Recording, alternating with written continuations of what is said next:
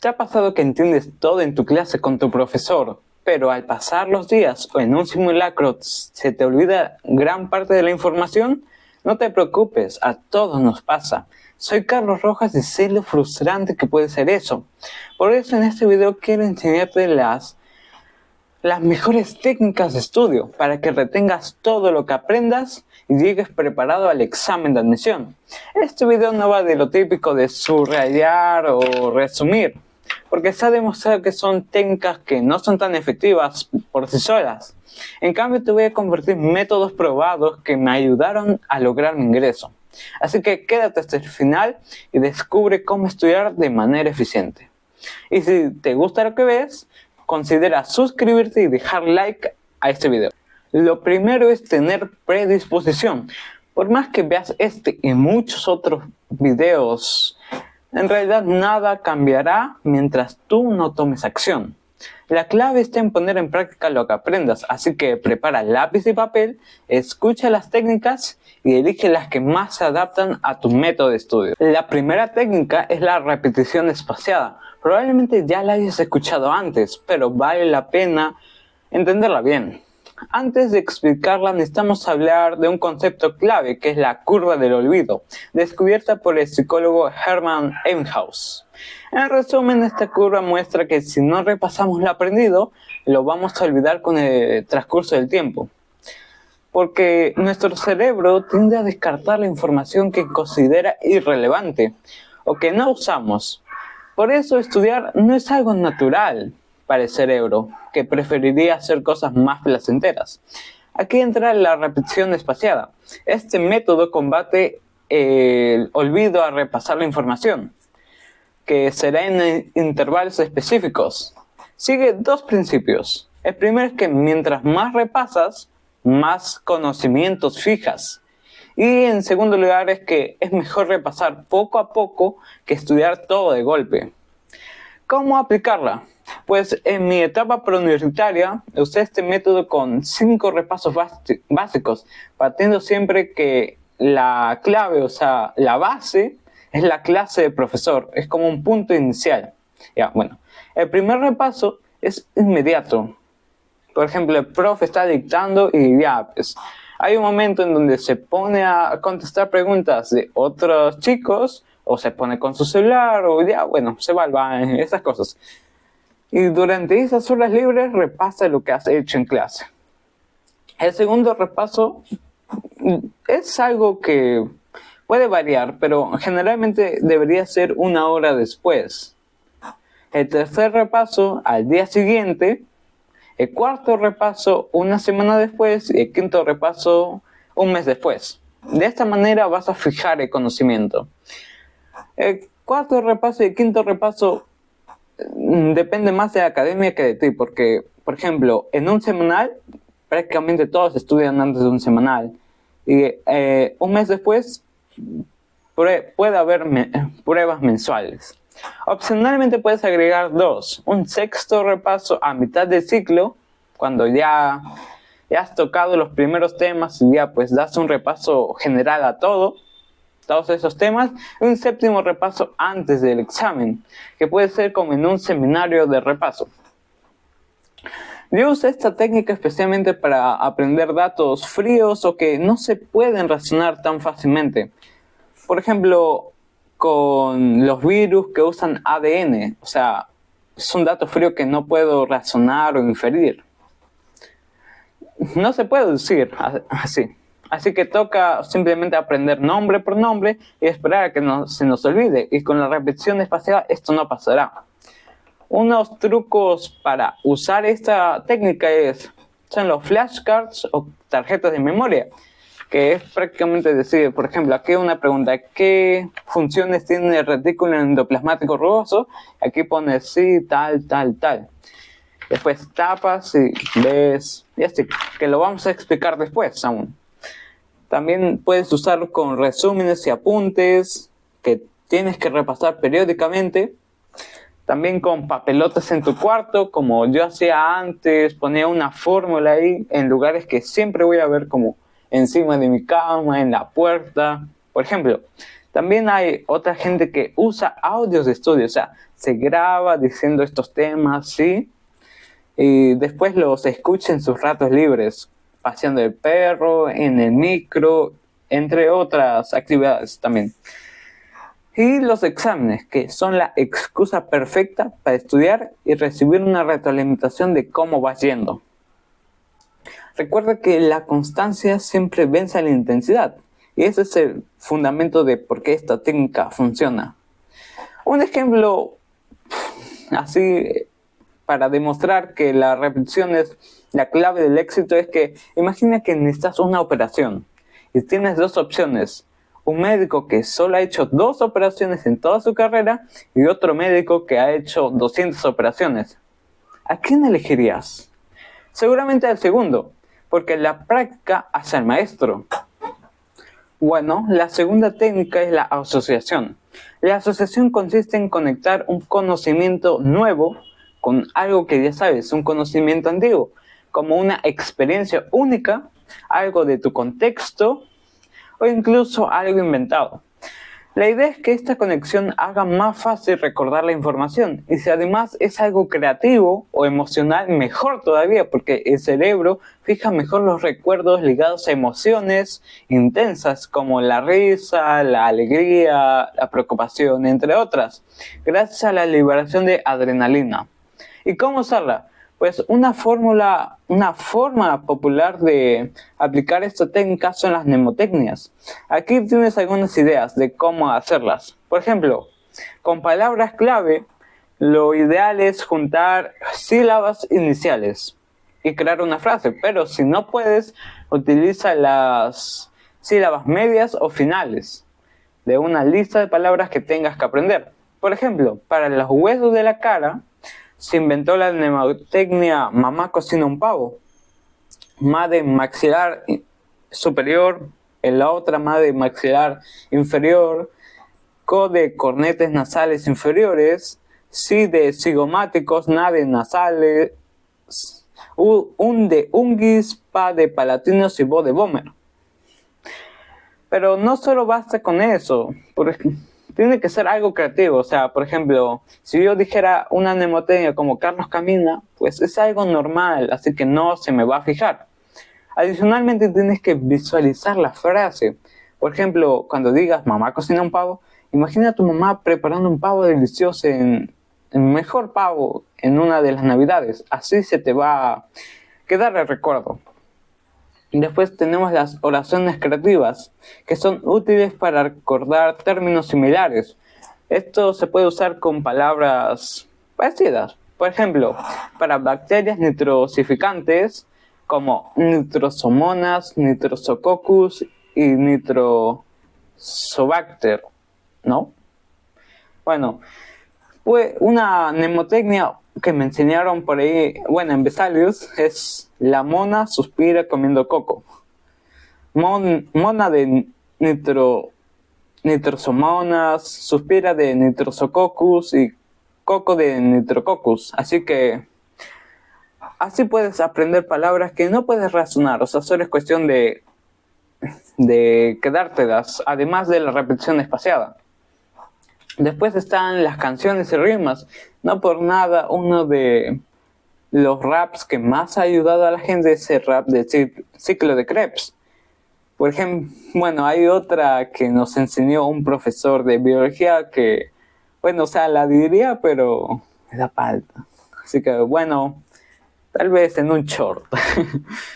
Y después están las historietas, que es que a partir de una imagen o un proceso, creas una historia para narrar procesos, aprovechando tu memoria visual. Bueno, por ejemplo, decir que darle vida a las células, por ejemplo, que se odian, por ejemplo, en células que tienen diferentes funciones opuestas, que se odian, que están en una guerra, así. Bueno, está bien esa técnica. Ahora hablemos de otra técnica de aprendizaje que es la terminología. Esta técnica es especialmente útil para cursos de letras, pero brilla en áreas como biología y anatomía. ya que se usa mucho esto. ¿En qué consiste? Pues básicamente es entender las raíces etimológicas de las palabras, así como los prefijos y sufijos que las componen. Por ejemplo, mientras estudias, ya sea leyendo un libro o leyendo tu resumen de tu cuaderno, asegúrate de no pasar al siguiente párrafo sin entender completamente el significado de todas las palabras que has leído. ¿Por qué es importante? En los exámenes de admisión a veces te encuentras como términos como epinefrina, progeria, cistitis o epigenética. Y aunque no sepas mucho de biología o anatomía, con el conocimiento etimológico te puedes salvar. Por ejemplo, epi, todos sabemos que significa sobre o encima, o sea, es algo que está sobre la genética. Neuro, bueno, pues algo de cerebro, nervios. Itis, por ejemplo, en cistitis, cisto es como una bolsa e itis es una inflamación. ¿Qué órgano es como una bolsa? La vejiga, así que es una inflamación de vejiga. Y con estas pistas puedes deducir fácilmente el significado de muchas palabras y lograr marcar una respuesta correcta. Esto era algo que antes se enseñaba en razonamiento verbal, pero como ya no viene, se ha dejado de enseñar. Aún así, no te preocupes, porque hay recursos que puedes usar. Por ejemplo, en línea hay un montón de diccionarios etimológicos. Sueles buscar, también puedes poner la palabra, por ejemplo, progeria, significado etimológico, y ahí te va a salir. Aunque también hay un video que me ayuda un montón en esto, que es un directo de Vesalius de su Facebook, en donde hace un listado de prefijos y sufijos usados en biología y anatomía. Así que si te interesa, lo dejaré en la descripción de este video para que puedas verlo. Recuerda que entender la terminología no solo te ayuda en los exámenes, sino que también mejora tu comprensión general de los temas. Por ejemplo, ahora que en razonamiento verbal solo te ponen en un texto, ahí también te puede ayudar la etimología. Y te hará aprender de forma más efectiva y mejor. Otra técnica muy útil es la razón. Básicamente esta técnica consiste en indagar el por qué y para qué de las cosas, por qué sucede. Se trata de buscar explicaciones lógicas detrás de lo que estás estudiando, en lugar de solo memorizar. Por ejemplo, en biología te puedes preguntar ¿por qué ocurre el ciclo celular? ¿Cuál es su fin? ¿Para qué? O ¿por qué el ADN es la molécula que almacena la información genética y por qué no el ARN? En seres complejos, más complejos. Y tal vez otra pregunta que ahora me estoy haciendo es ¿por qué las bases nitrogenadas púricas tienen 4 átomos de nitrógeno? Ahora ya lo sé. Al buscar respuestas a estas preguntas, no solo entiendes mejor los conceptos, sino que también los recuerdas de manera más sólida, ya que ahora sabes el por qué. Y bueno, esto también se puede usar en las ciencias como matemática, física o química. ¿Cómo? Pues bueno, en productos notables, que es uno de los temas más complicados a mi parecer, aunque bueno, al principio tienes que memorizar unas fórmulas básicas sí o sí, pero hay otras que puedes deducir a partir de las que ya conoces, de las básicas. Y lo mismo ocurre en identidades trigonométricas. Muchas se pueden derivar usando las fórmulas fundamentales. También en física o química puedes usar esto. Que bueno, más que nada en estos cursos, física, química, matemáticas, es cuestión de usar memoria, pero también razón. ¿Y por qué funciona esta técnica? Pues porque cuando razonas estás haciendo que tu cerebro funcione, por así decirlo. Y esto mejora tu comprensión y por ende tu recuerdo a largo plazo. Ahora pasemos a una técnica muy buena, que es la de enseñanza o también conocida como la de Feynman. Este método se basa en un principio muy simple, que es que si puedes explicarlo, realmente lo entiendes. Si puedes hacer que entienda un chico de 4 años, sin duda dominas ese tema. Y para entenderlo mejor, te quiero decir un concepto que es la pirámide de Edgar Dale. Esta pirámide que puedes googlarla, muestra el porcentaje de información que retenemos según la actividad que realizamos. Lo que nos importa es que en el nivel más alto, con un 90% de retención, está enseñar a otros. Esto demuestra que al enseñar, no solo compartes tus conocimientos, sino que también refuerzas tu propia mente. ¿Y cómo aplicar este método? Pues bueno, el requisito es que primero tengas una base sólida en el curso o tema que desees enseñar. A partir de ahí puedes formar grupos de estudio. Idealmente estos grupos deberían de estar formados por personas que tengan un similar nivel académico.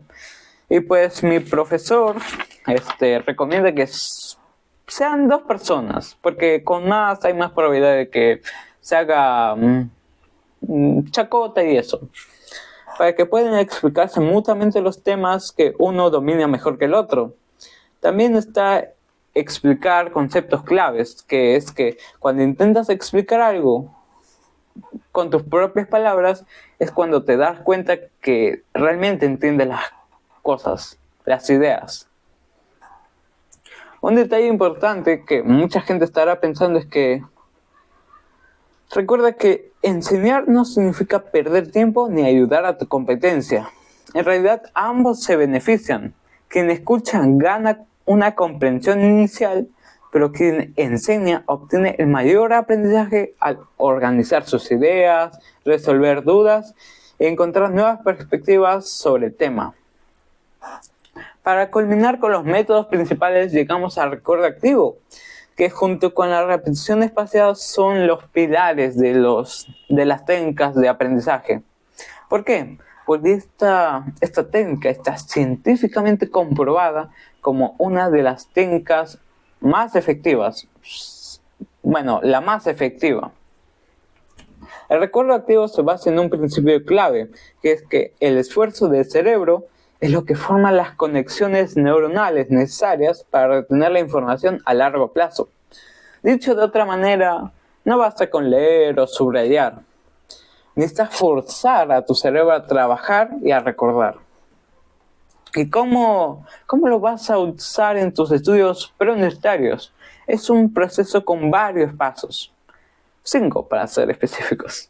Primero tienes que comprender el tema. Esto empieza desde la pizarra de tu academia. Asegúrate de entender los conceptos mientras lo explican. Después organiza la información porque necesitas tener algo tuyo. Por ejemplo, una guía de estudio que ya puede ser una ficha, un resumen o todo bonito organizado en tu cuaderno. Y la parte crucial es autoevaluarte. ¿Pero cómo te vas a autoevaluar? Por ejemplo, en esta hoja puedes hacer 2 cosas. Puedes usar herramientas como flashcards, por ejemplo. Por ejemplo, escribe una tarjeta, como dijimos antes, funciones de retículo endoplasmático rugoso. Y sin mirar, intenta responder. Ah, sí, sí. Luego verifica tu respuesta. Identifica si lo hiciste bien o lo hiciste mal. Si lo hiciste bien, ya, normal, sigues con otra flashcard. Ya, pues digamos que esta la fallo. Obviamente sin mirar todo, ¿no? Si contestas mal esto, ya no te preocupes, lo dejas allí. Después sigues con otra flashcard. Y ya, cuando termines todo, te pones a ver esta flashcard que fallaste. Hasta que consigas el 100% que esté bien. Bueno, es una estrategia, pero si no tienes suficiente tiempo para hacer flashcards, también puedes hacer algo simple, que es tapar tu cuaderno con una hoja, así, algo así, y forzarte a recordar. Obviamente sin ver ni subtítulos, ni títulos, bueno, el título quizás, por ejemplo, lípidos. Lípidos a 1 punto definición, así 2 puntos características, 3 puntos, tipos, clasificación y eso. Y tú mismo, sin mirar, intentas recordar esa información. Porque el principio más importante es que recuerdes todo sin mirar ninguna ayuda. Esto esfuerza que tu cerebro recuerde. Y ahí es donde realmente estás aprendiendo. No solo a corto plazo, sino a largo plazo. Algo que quieras para toda tu vida, prácticamente. Y un consejo adicional es que puede aplicarse a cualquier materia. Por ejemplo, en biología puedes intentar recordar los procesos que se dan en la mitosis. Como también en matemáticas puedes resolver ejercicios sin tener que mirar ejemplos o la solución. Para finalizar, quiero comentar que algunos métodos de estudio adicionales que podrían ser útiles, pero antes algo importante. Este video solo es una guía. Piensa esto como si fueras a un restaurante. Yo te doy los ingredientes, pero tú decides cuáles usar según lo que más te convenga. Porque al final prácticamente todos tenemos un método de estudio personal. Pero hay ideas que podemos incorporar para mejorar.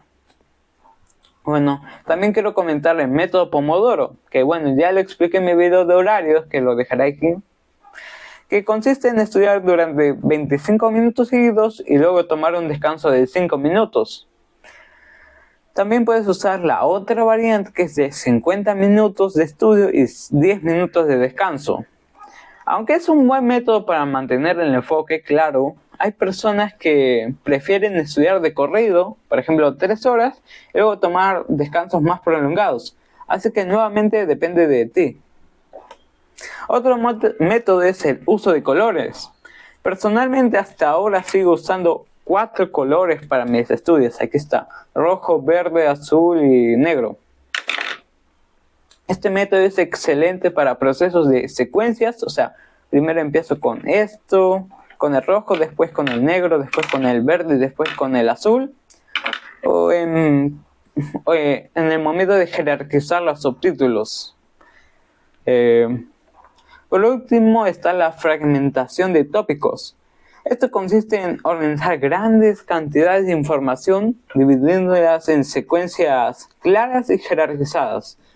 Por eso a mí me gusta mucho copiar solo las pizarras de profes, porque ponen, por ejemplo, tejido, por ejemplo, histología. Primero definición, después características, tipos, clasificación y así.